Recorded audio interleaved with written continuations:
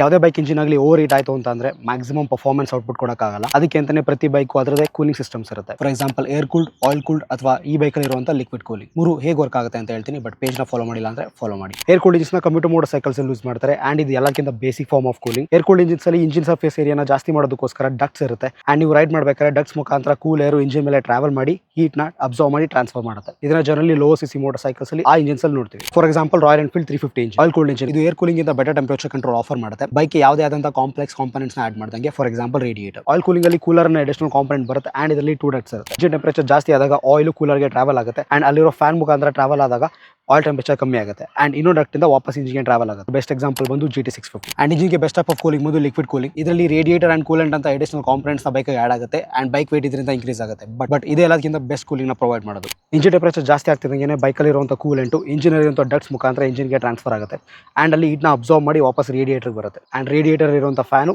Coolant ಟೆಂಪರೇಚರ್ನ ಕಮ್ಮಿ ಮಾಡಿ ಪುನಃ ಅವಶ್ಯಕತೆ ಇತ್ತು ಅಂದರೆ ವಾಪಸ್ ಇಂಜಿನ್ಗೆ ಕೂಲೆಂಟ್ನ ಟ್ರಾನ್ಸ್ಫರ್ ಮಾಡುತ್ತೆ and this is a repetitive cycle. Liquid cooling ಎಲ್ಲಕ್ಕಿಂತ best form of cooling provide ಮಾಡೋದ್ರಿಂದ ಇದನ್ನ ತುಂಬಾ ಜಾಸ್ತಿ ಹೈ ರೇವಿಂಗ್ ಇಂಜಿನ್ಸ್ ಅಲ್ಲಿ ಯೂಸ್ ಮಾಡ್ತಾರೆ. For example sport mode cycles ಅಥವಾ ಈ ಥರ ನೇಕೆಡ್ ಸ್ಪೋರ್ಟ್ಸ್.